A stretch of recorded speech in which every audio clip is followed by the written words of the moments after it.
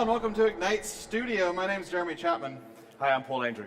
So identity is the real key in terms of being able to access Microsoft Cloud services. We're going to talk about all the different options that we have today in order to get your local on-premises Active Directory environments to really synchronize or federate with the cloud and Azure AD, and also what you might want to do in case you want to run a pure Cloud ID. Right, we're going to take a look at the three different options you have for integrating your on-premises identity or wherever your directories are stored into Office 365. And it doesn't even need to be Active Directory either, right? It can be other directory types. Yeah, we can work with third-party identities and whatever you happen to have. Sometimes this appears complex at the outset, but we want to show you just in a few minutes how easy it can be. And hopefully after the next 10 minutes, you'll be able to know the right option for your organization, because there's a lot of new stuff, a lot of new tools that maybe if you haven't looked at the different tools out there for identity synchronization, you'll be able to see some new options that you weren't aware of. So let's have a look at the different options that we have at the PPI. So when you think about it with Cloud ID, there's a couple of different things, a couple of different positions that we come from. One, when we have an Active Directory in place, we can use that Active Directory either as part of the Cloud ID, or in some cases, we can just ignore our Active Directory. Maybe we don't even have a directory that's an Active Directory or something else, and purely use usernames, user principal names as we call them, and passwords in Cloud ID. What's the benefit of that? So there's a couple of different scenarios where you might use this. If you have a small number of users and you really are just wanting to set those up in the cloud, you can just go ahead and add those users directly in the cloud for Office 365.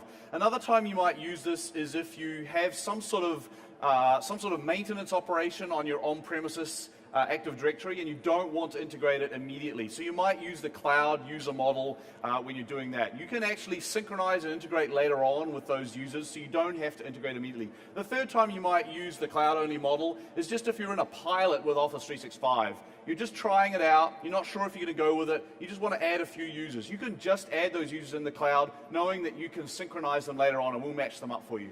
And it's not really gated by the number of users that you're putting in Cloud ID. So I can do things like use PowerShell against a CSV file or import a CSV file, and I could have literally hundreds or thousands of people using Cloud ID and master my passwords, master my user identity inside the cloud, and not even have a local affinity, all because it's being operated essentially off of a spreadsheet. But the second thing that we can do is actually run Active Directory, synchronize that using Azure AD Connect against our cloud to be able to have synchronization of the user objects, the user principal names between our own local AD and what's in the cloud, right?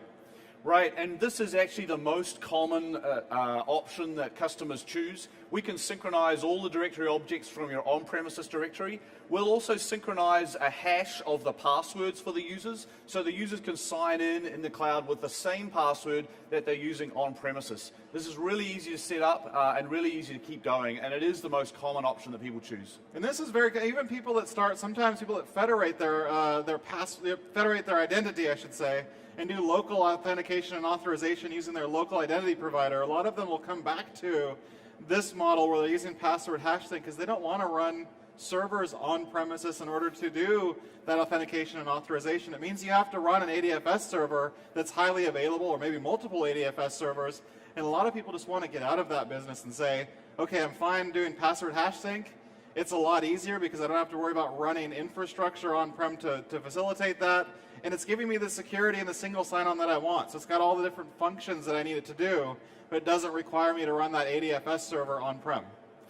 But if we do want to run that ADFS server on-prem, because there are some advantages and cases for doing that, we can do federation, right? Right, so federation is where you've added that second step.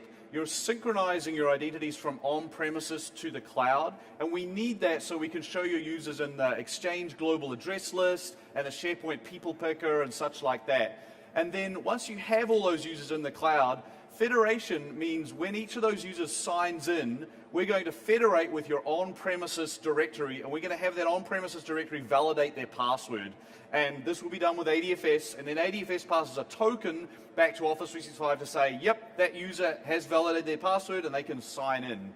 So there's two things you're setting up, the previous directory synchronization and federation. And these are all additive. And the other thing is, if you want to use ADFS, a lot of times people already have that set up, maybe for other workloads, other things. And if you've got ADFS already running, it's pretty trivial to get this working from an Office 365 or an Azure perspective, because it's basically setting up that ADFS service.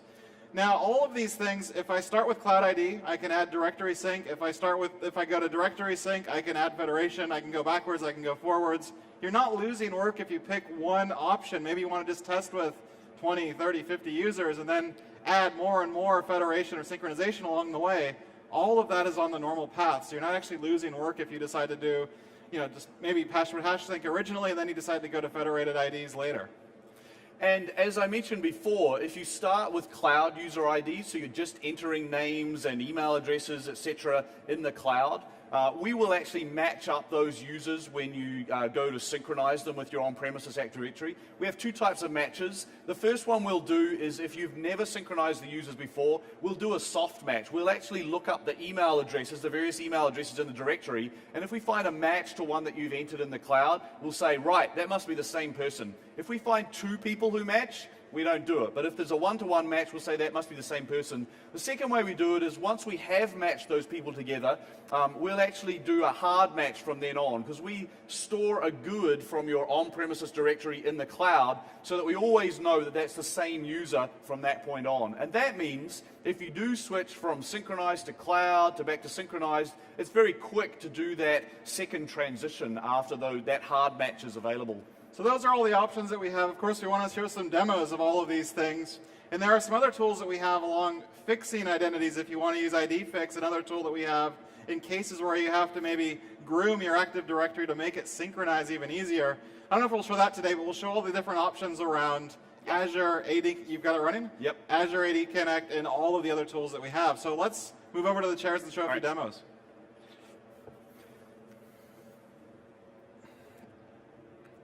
All right, so we're going to start, I think, with Cloud Identity. All right, so we're taking a look here at the admin portal, the Office 365 admin portal. And the first thing I wanted to take a look at is where you can just add in users directly in the admin portal. And this is the Cloud Identity model. So here's our user management console where you can add users there directly. And let's take a look at what it's like to add in a user from a CSV file. So maybe you're editing this in another system, or you're literally just editing it in Excel. You can go ahead and grab a CSV file. I have one pre-prepared here. So we can run through that. It does validation, and then it will go forward and ask you a few questions about that. Should I have these users signed in, and where are they located? We have to provide a user location because assigning a user license requires knowledge of the country where the user is. I've actually run out of licenses, so I'm not going to be giving these users any licenses. Okay. But we can carry on here, and we get to the create pit. You can see the steps that I've gone through there, and it's ready to create those users and add them in. And the important thing here to point out is if I add user objects into the Azure AD, it doesn't mean that they have the rights to start using services. So I still have to set that usage location. I still have to set the licenses that they need to be able to use services, whether it's email or other things within Office 365. So that's one of these. One of the steps is actually adding the users into that CSV file, and you saw those other screens will help you add the additional context that you need. And the other way that you can do this, by the way, is using PowerShell. So I can do an import CSV commandlet and actually put all the users in according to a PowerShell script and do it in one line. Why would I want to do that? A lot of universities, for example, will have tens of thousands of students matriculated come in for a semester, and I can just pull that report as a CSV file from whatever source they have, add all those users in. It's very, very easy to get them into the system and assign licenses all in one long PowerShell line. All right. So the next thing I thought we'd take a look at is how you configure your tenant to move from cloud identity to synchronized identity. And so in the user management here, there's this Active Directory synchronization, and we're going to say set up. And then there's a couple of steps that you need to go through. First, there's some documentation that we talked to you about. And then the next step is verifying your domain names. So where your user signs in as, I'm pandrew at Microsoft.com. My Office 365 tenant has to verify that Microsoft.com so that when I go and sign in at the Office 365 sign-in portal, I know that it is the Microsoft tenant that we're signing into. So the next thing after that we'll do is we actually activate synchronization on my tenant, and that's step 3. And then the fourth step is we're going to run ID fix, and following on from that, we're going to run the synchronization tool itself. So laid out step-by-step process, so why don't you walk us through the additional steps? All right.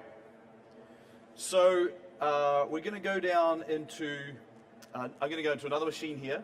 I already have a tenant, and I've associated the domain with it, and I have also set it for synchronization. And so the next thing I want to do is I run this tool called ID fix. So ID fix is a tool that we've made available as a download, and it will actually go and take a look at your Active Directory on premises, and it'll take a look at the same rules that our Azure Active Directory Sync Services tool has to look at to validate each of the attributes on each of your users to make sure that they can be synchronized into Azure AD. So there are a number of character requirements that Azure AD has, that's what Office 365 uses, which are not requirements in on-premises Active Directory. And there are a number of requirements on domain names. Any domain name that you use in Office 365 and Azure AD has to be a domain that that tenant owns. We can't have someone signing in with a user at a particular UPN or domain name for multiple tenants. It's impossible. And then you have a lot of things like the @locals, or you have other special characters, maybe before the @sign, a period or a full stop in front of the @sign. Right. These types of things we have to be able to look for and scrub those out. And we have the ability to fix these as well using this tool. Right, so all we do is we walk through these buttons. I've queried the local directory, and now we're going to say, hey, I want to accept your suggested changes, and then I'm going to go ahead and apply them to my directory. So now, one thing to point out here, though, before you continue, is that if those changes were to break anything, we can roll those back as well, right? I've got an undo here. I can go ahead and undo them. I can also run a report on what the changes are that the tool has made. Right. All right, so the next step that I want to do here is, and we'll get rid of that, I want to take a look at the Azure AD Connect tool. Now, we've had a few different synchronization tools that we can use for Office 365. We originally had a tool that we called DirSync, and DirSync was a pretty simple tool, and it synchronized your local Active Directory users into Azure AD for use with Office 365. We've more recently had a tool called Azure AD Sync Services. That's currently the tool that is in production and recommended, and it had a number of new feature benefits. And now we have a new tool which is building on those, which is now called Azure AD Connect. So it's very similar to Azure AD Sync, which was similar to DirSync, but we want to take a look at Azure AD Connect today. Because it is the fullest featured one of the three, right? Absolutely. All right, yes. Let's have a look. All right. So I've got Azure AD Connect here, and we'll accept the terms first. And so it's going to run me through a simple wizard that can connect to my on-premises directory. We'll accept the prerequisites as well. And it will synchronize my on-premises directory with my cloud directory for Office 365. It's actually going to continue to run on the machine that I'm connected into here, and it'll continue to synchronize those attributes and new users every 3 hours, and it will synchronize password changes every 2 minutes. That's important to remember, because once you have it running, as you're adding more and more user objects into your local directory, as people get hired into the organization or fired or leave the organization for other reasons, these things will synchronize. You have the ability to very easily set this up, and then once it's set up, it will just run itself effectively in terms of synchronizing the users as they're added, and also the passwords as they're made, and the changes to passwords as they're made almost instantaneously within a couple of minutes. So what I've done here is I've connected to the Office 365 tenant and the Azure AD directory behind that tenant. And so the tool first connects to that, and then it's asking me, hey, it's actually got enough information to connect my on-premises directory to my cloud directory, and I can just go use Express settings and I'm good to go. I'm going to try and remember some more passwords, and so we're going to go in and customize this a little bit. And you can see here we have the option to set up password synchronization and, of course, user synchronization, or to set up federation with ADFS. So let's go in and set up federation with ADFS. And so at that point, you can see a few more steps appear on my wizard there on the left-hand side. and it's going to walk me through setting up synchronization, and then it's actually going to walk me through configuring ADFS on specific servers that I have pre-configured. And so this is actually the new feature that we have in Azure AD Connect, which we didn't have in Azure AD Sync services, is it also configures ADFS for you, so it goes all the way. Is it actually installing the ADFS server and doing all of that work for you as well? You have to have servers ready to go, and you've got to have usernames and passwords for those servers. So it just needs the destination server for it to install. So really, really cool in terms of bringing this even further forward than it has been if you think about the older tools, where it was all components. All right, so I've connected to my Contoso forest. Another great thing we can do is we actually connect to multiple forests. So let's go and add another one here. I'm going to connect to Prosware as well. All right, so I've connected to 2 Active Directory forests. Okay. And what that means is we actually have to merge those inside of the sync tool before we can send them to Office 365. Azure AD and Office 365 does not have the concept of a forest, so we have to tell the sync tool how it is going to go about merging those users. Another new feature we have in Azure AD Connect is we can sync just a specific group or a specific OU. Previously you could sync a specific OU, but now you can choose just a specific group in the directory and it will synchronize those users for you. That's really great if you just want to test it again across just a small subset of users in the organization, maybe the IT team, maybe a set of pilot users. Right. So here's the part in the wizard where it's asking me how does it merge those users across the multiple forests. If I have unique users in all of the forests, then it's very simple. I can choose this first option.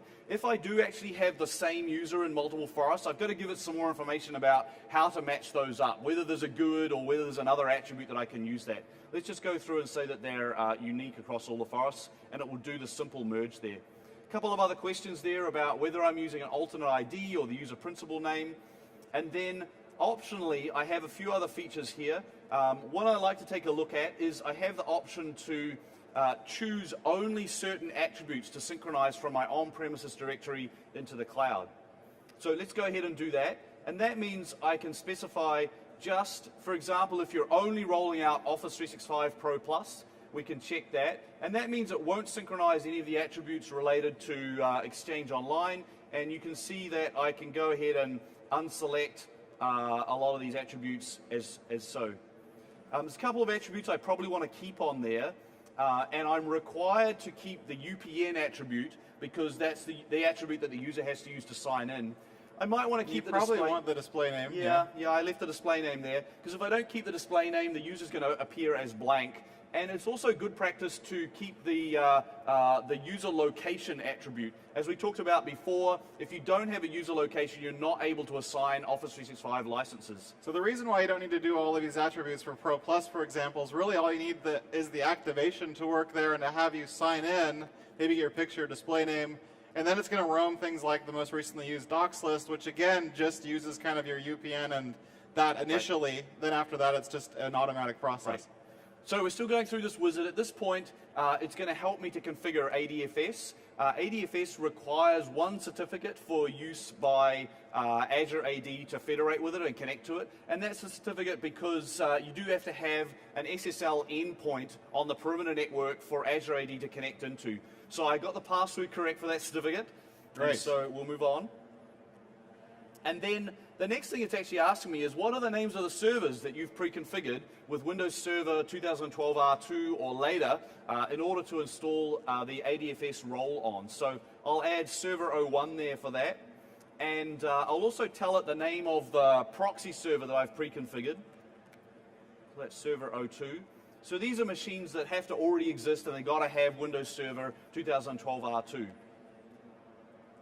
All right, and then the last thing is I've got to give it the username and password here to connect to those servers. We almost need a drum roll. There we go. I got the password right for that one as well. Okay. And so now the wizard has the ability to use essentially remote PowerShell and connect onto those machines and set up ADFS. All right, we've got a couple of other steps here and then we're done. We're going to create a managed account in order to run those services, ADFS services. And then I'm going to specify the domain in Azure AD, moving away from ADFS now. In Azure AD, I want to specify the domain that is going to be actually federated. And this will connect out to Azure AD and configure that domain on my tenant to say that it's federated with this ADFS server that we're just setting up. Okay. All Looks right. like it's ready to go. It's ready to go. And with that, I mean, when you think about it, to set up ADFS even a couple of months or a year ago, it would have been a lot more involved than doing all this. Even though it looks like it's got a few steps involved in terms of doing that and setting up the linkages in a multiple forest directory, that's still very, very easy. It's something that you can set up in a couple of hours typically to get all of that running. Between IDFix and all the stuff that you're going to do here with ADFS. It will depend on the size of your organization, of course, but we have between this, federation, directory synchronization with password hash sync, also Cloud ID, all the options that you're going to need typically in terms of having the right identity solution in place that fits your organization's size, user needs, single sign-on, all of those things. So you can do quite a bit. And you have quite a few options to really move to the cloud using Azure AD. Of course, all of this information, we've got a lot more content on this too, right? Absolutely, yeah. We have information on the Office blog and also on office.com/mechanics. Right, so you can catch us on Wednesdays. That's all the time we have for in this show. Thank you for watching, and goodbye for now. Thank you.